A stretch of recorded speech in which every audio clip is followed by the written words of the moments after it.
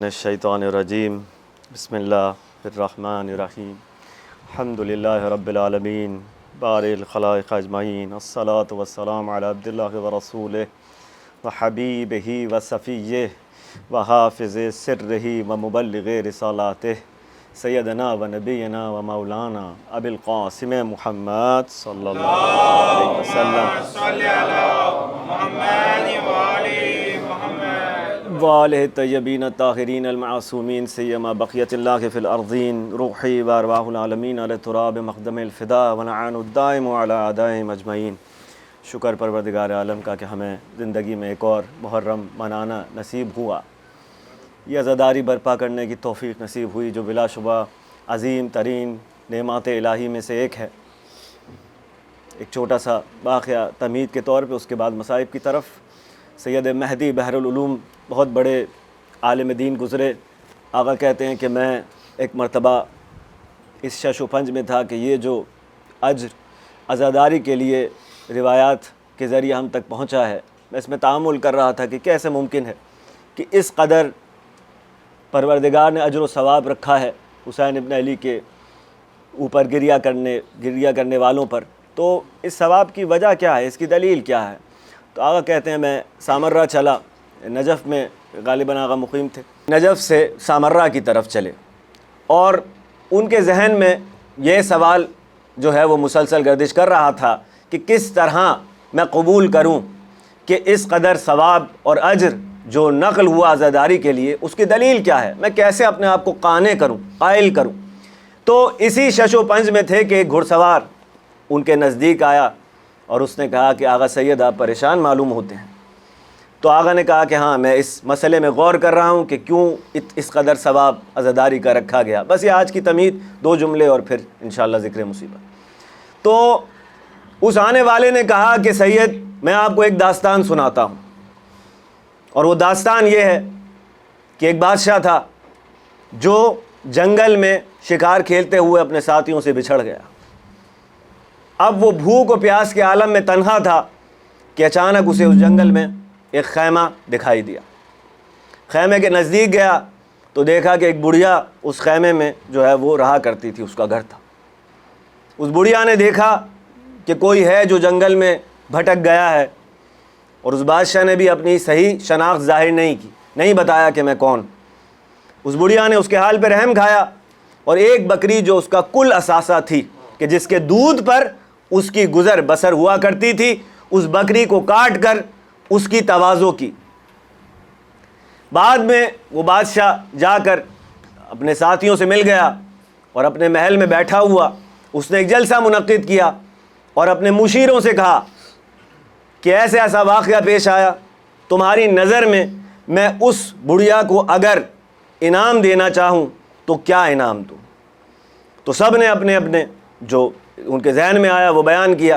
کسی نے کہا اس نے ایک بکری دی ہے، آپ 100 بکریاں دے دیں اس کو۔ کسی نے کہا 100 بکریوں کے ساتھ اس کو مال بھی دیجئے۔ لوگ کہتے رہے اور وہ سنتا رہا۔ آخر میں اس بادشاہ نے کہا کہ اس کی کل دولت، اس کا کل سرمایہ وہ ایک بکری تھی، اگر میں اپنی پوری سلطنت دے دوں تو میں نے احسان نہیں کیا، فقط برابری کی۔ اس کے بعد اس گھڑ سوار نے کہا کہ حسین کے پاس جو کچھ بھی تھا وہ اس نے خدا کے راستے میں قربان کر دیا۔ اب اللہ اپنی خدائی تو نہیں دے سکتا نا، تو بس یہ اجر مقرر کیا ہے کہ جو حسین پر گریہ کیا کرے گا اس کے لیے اس طرح سے اس نے اجر و ثواب مقرر کر دیا کہ من بکا او ابکا او تبا کا وجبت لہ الجنہ، یعنی جنت واجب کر دی اس پہ۔ جو رونے کسی شکل بھی بنا لے اس پر جنت واجب کر دی۔ تعجب نہ کرنا، یہ کہنے کے بعد وہ گھڑ سوار آغا سید کہتے ہیں نظروں سے اوجھل ہو غائب ہو گئے میری نظروں کے سامنے سے۔ دیکھیں کیسے صاحب الزمن علیہ السلام نے مشکل کو حل کیا۔ عزیزان گرامی، 2 محرم کو حسین ابن علی نے جو بستی بسائی تھی وہ آج 10 محرم کو اجڑ گئی۔ پس عزیزان گرامی 2 جملے شروع کروں عصر عاشور سے۔ انصار گئے، اصحاب گئے، اب وہ وقت آ گیا جب حسین اکیلے رہ گئے۔ نہیں معلوم کہ کس دل سے زینب کبریٰ نے اپنے بھائی کو رخصت کیا، لیکن تاریخ نے لکھا کہ ہم نے دیکھا کہ اپنے لباس کو جگہ جگہ سے پارا کیا، لباس کہنہ اندر پہنے ہوئے تھے، خیمہ گاہ سے باہر نکلے، کچھ حجت تمام کی لشکر پہ، لیکن مثبت جواب نہیں ملا۔ اور جب یہ ٹھہرا کہ جنگ ہوگی تو یہ کہتے ہوئے لشکر کی طرف بڑھے کہ آؤ 3 دن کے پیاسے کی جنگ دیکھو، آؤ 3 دن کے بھوکے کی جنگ دیکھو، آؤ اس کی جنگ دیکھو جس کا جوان بھائی مارا گیا، اس کی جنگ دیکھو کہ جس کا جوان بیٹا مارا گیا۔ راوی کہتا ہے دشمن کا کہ میں نے کسی کو نہیں دیکھا کہ جس کے اصحاب مارے جائیں، جس کے انصار مارے جائیں اور وہ اتنی بہادری سے جنگ کر رہا ہو کہ جیسے حسین کر رہے تھے، بھپرے ہوئے شیر کی طرح ہزاروں کے لشکر پہ حملہ آور ہوتے تھے اور دشمن بھیڑ بکریوں کی طرح منتشر ہو جاتے تھے۔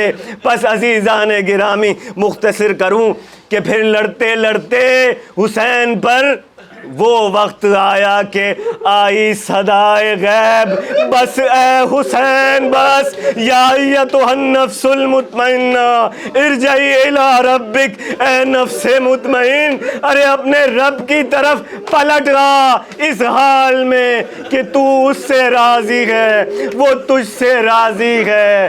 ایک مرتبہ حسین نے جنگ سے ہاتھ کو روک لیا، تھکے ہوئے تھے نا، تھوڑے سا سانس پھول رہا تھا، حسین نے دم لینے کی غرض سے جنگ سے ہاتھ روک لیا۔ اور یہ وہ وقت تھا، اگر آپ کو یاد ہو عزیزان گرامی، عجیب منزل ہے یہ مصائب کی، کہ ایک مرتبہ حسین نے جنگ سے ہاتھ روکا، اب حسین زخموں سے نڈھال ہیں زین ذوالجناح پہ، کہ ایسے میں تاریخ نے لکھا ایک پتھر آیا جو حسین کی پیشانی پر لگا۔ ایک مرتبہ چاہ رہے تھے کہ اپنے لباس سے وہ خون صاف کریں جو چہرے پر بہہ رہا تھا، اور پھر وہ گھڑی آئی کہ جب حرملہ کو مختار نے گرفتار کیا تھا نا، تو اس سے کہا تھا کہ بتا تو نے کربلا میں کیا کیا؟ تو حرملہ نے کیا کہا تھا عزیزان گرامی؟ میں نے کربلا میں 3 تیر چلائے تھے، 3 تیر۔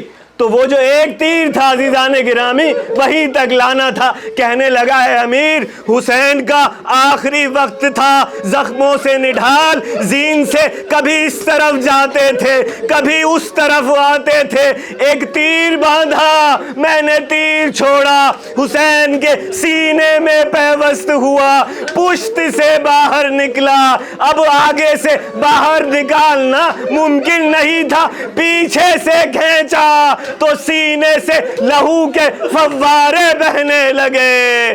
انا للہ و انا الیہ راجعون۔ نہیں معلوم زین سے زمین پر کس طرح حسین ایک مرتبہ، یہ جب ذوالجناح خیموں میں آئے، آپ سب نے جو ہے آپ سب کو معلوم ہے کہ سیدہ زینب مسلسل اپنے بھائی پر نگاہ رکھے ہوئے تھی کہ اب کیا حال ہے، تازہ اپڈیٹ کیا ہے مقتل کی۔ پس عزیزان گرامی ادھر شمر میں ملون آیا اور سینے پہ سوار ہوا، ادھر زینب تلے زینبیہ پر آ کر کھڑی ہو گئی۔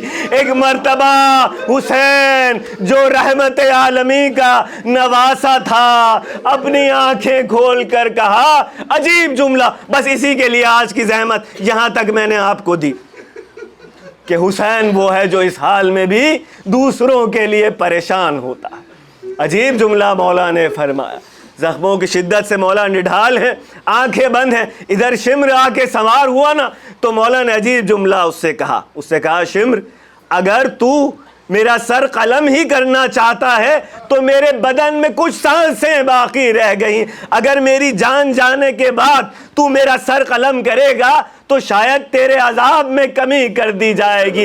لیکن اس رحمت کا جواب اس شقی نے کیا دیا؟ ایک مرتبہ پشت سے خنجر چلانا شروع کیا. زینب 70 قدم سے دیکھ رہی ہے.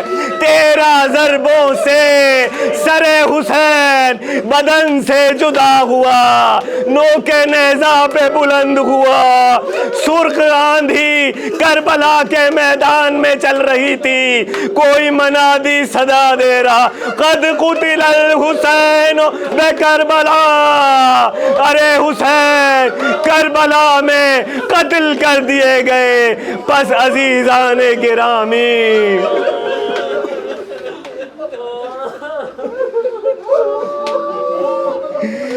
اور یہیں سے غریبوں کی شام کا آغاز ہو گیا.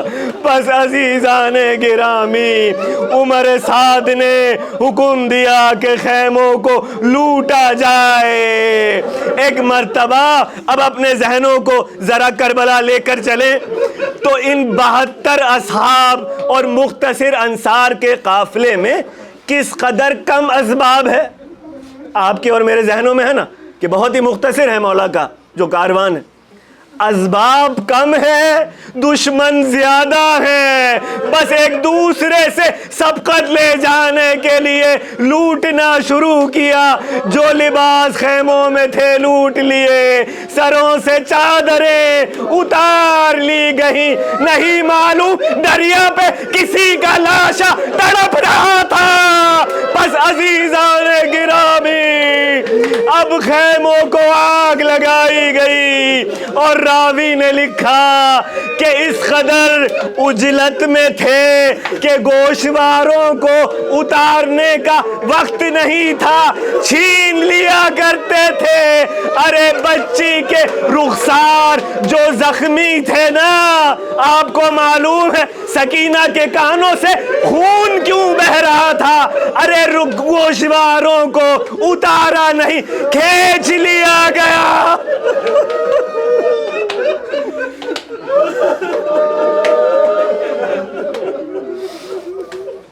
مال لٹا، اسباب لٹا. اس کے بعد وہ گھڑی آئی کہ خیموں کو آگ لگا دی گئی. اب اس امام کی مظلومیت کے لیے بس یہی کافی ہے. گھبرائی ہوئی پھوپھی سرانے کھڑے ہو کے پوچھ رہی، بیٹا سجاد، خیموں کو آگ لگا دی گئی، ارے کیا حکم ہے؟ کیا خیموں سے باہر نکل کر اپنی جان بچائے یا اندر رہ کر جل جا؟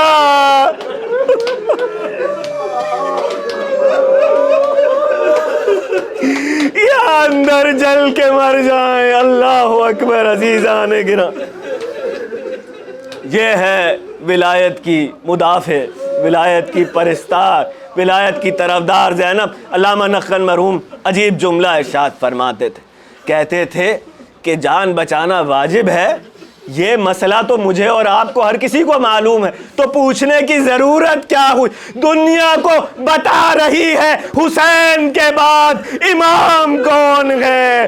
ارے ہم اس کے تابع ہیں، اسی سے سوال ہوگا. پس بیویوں سے کہا باہر نکلو، امام کا حکم ہے، اپنی جان بچاؤ. اب یہ حکم تو سنا دیا نا اس نے دوسری بیویوں کو، لیکن اس کا اپنا عالم کیا ہے؟ روایت کہتی ہے بیویاں باہر نکل رہی ہیں لیکن زینب در خیمہ پہ. دشمن کا راوی لکھتا ہے کہ میں نے ایک بی بی کو دیکھا شعلوں کے درمیان کھڑی ہے. میں نے کہا ہے بی بی، دوسروں کی طرح تم باہر آ کر اپنی جان کیوں نہیں بچاتی؟ کہنے لگی اے شیخ، ارے ان خیموں میں ہمارا ایک بیمار ہے، میرے بھائی کی یادگار. کس طرح باہر آؤ؟ نہیں معلوم کس طرح سجاد کو اٹھایا، خیموں سے باہر لے کر آئی. امامت بچی ہے تو اس بی بی کے صدقے. عزیزان گرامی،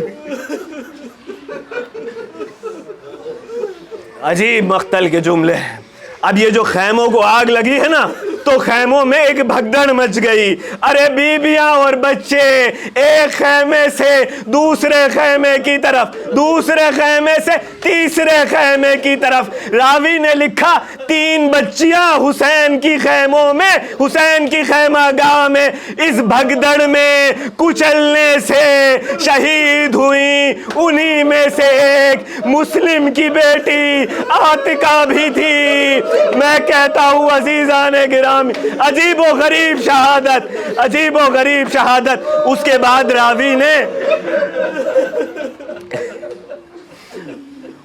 راوی نے لکھا کہ میں ان ادجلے خیموں کے درمیان ایک چھوٹی بچی کو دیکھ رہا تھا جس کے دامن میں آگ لگی ہوئی تھی۔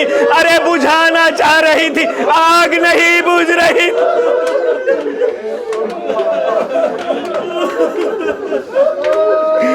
میں نے چاہا کہ نزدیک جاؤں اور آگ کو بجھاؤں۔ وہ بچی گھبرا گئی، ہاتھ جوڑ کر کہنے لگی، اے شیخ ہمیں ہاتھ مت لگانا، ہم والے رسول ہیں۔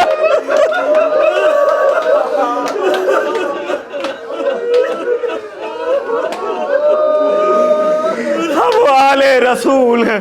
بس عزیزان گرامی 2-3 جملے اور۔ ابھی یہ مصیبتیں جاری تھی کہ زینب نے عمر سعد کا اعلان سنا۔ ارے کون ہے جو ان لاشوں کو پامال کرے؟ 10 گھوڑے سوار آمادے ہوئے۔ کوفے میں ابن زیاد کے سامنے 10 گھوڑے سوار کھڑے تھے۔ 10 گھوڑے سوار ابن زیاد کے محل میں کھڑے ہیں، اسیروں کا قافلہ کھڑا ہے۔ وہ جو یہ منظر دیکھ چکی جو یہ بیان کریں وہ بھی وہاں موجود۔ ایک مرتبہ ان میں سے ایک کہنے لگا، امیر ارے ہمیں تو خاص عنایات دے گا نا، کیونکہ ہم نے کربلا میں عجیب کام کیا ہے۔ اس نے کہا کہ تم نے کربلا میں کیا کیا؟ اس نے کہا کہ ہم نے 10 گھوڑ سوار، ہم جو 10 گھوڑے سوار ہیں، ہم نے مل کر لاشوں پر گھوڑے دوڑائے تھے اور اس طرح سے دوڑائے تھے، سینے کی ہڈیوں کو پشت کی ہڈیوں سے ملا دیا، جس طرح سے چکی میں گیہوں کو پیسا جاتا ہے، ہم نے حسین کے بدن کو پیسی۔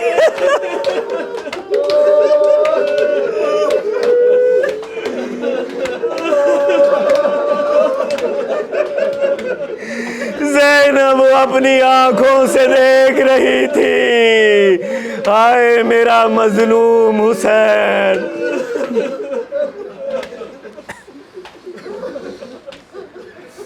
راوی نے لکھا کہ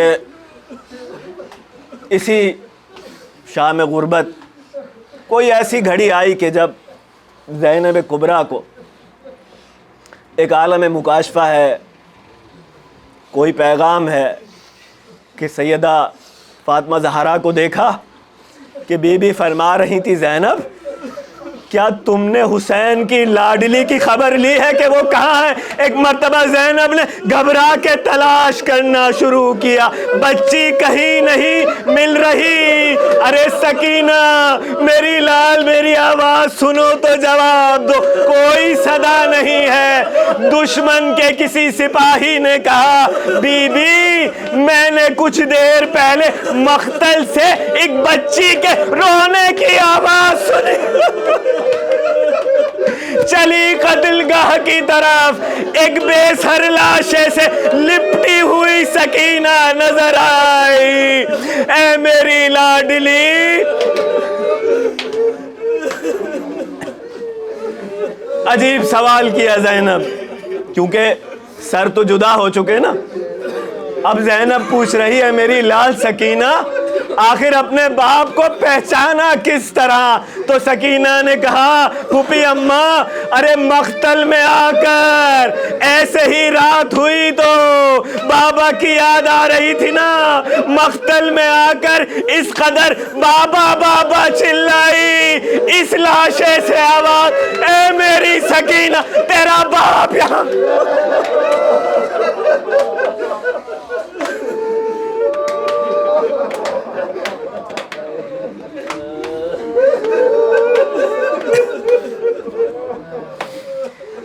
پس عزیزان گرامی،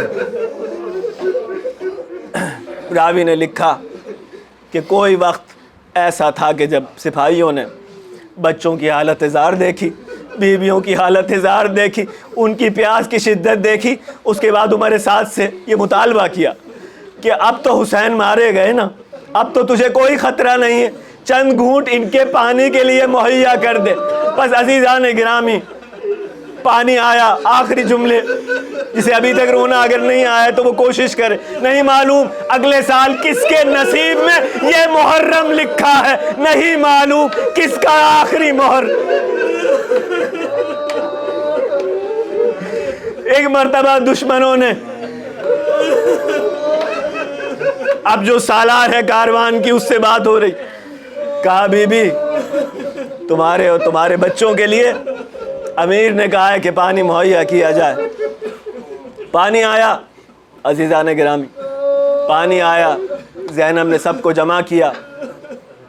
اس کے بعد سب سے پہلے زینب نے کہا کہ پانی سب سے پہلے بچے پیئیں گے۔ کیا کہا؟ جو چھوٹے ہیں پہلے وہ پانی پیئیں گے۔ اور ایک مرتبہ کوزہ سکینہ کے ہاتھ میں گیا نا تو پانی نہیں پیا، چلی مقتل کی طرف۔ کہا بیٹی کہاں جا رہی ہو؟ پھوپھی آپ نے کہا پہلے چھوٹے پیئے۔ میرا بھیا علی اصغر، ارے پیاسا قتل کا۔